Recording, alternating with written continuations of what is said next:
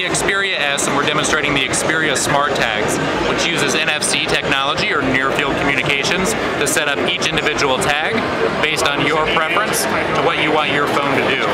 So if you look at the phone, you can see that it's in the bedroom right now. So maybe when you get to the office, if you follow me over here, you want your Bluetooth on, your Wi-Fi on, and to launch your calendar app.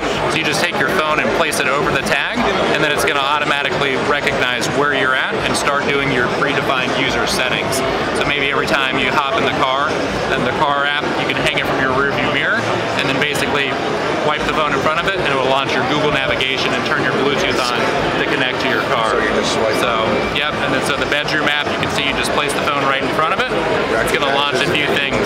Turn your Wi-Fi off, turn your volume down on your phone, and then launch your alarm clock, which will come up here in a second. So, just a different user interface makes it a little easier. Tons of applications. Using the widget that you can download on the Android market, you can actually customize the name of each tag and what action is created by the tag. So you can subtract or add actions, which are all listed there. Very cool. Do you have a release for the United States yet? Second quarter is the shot, and a $25 to $30 US price range for 4 tags. Awesome.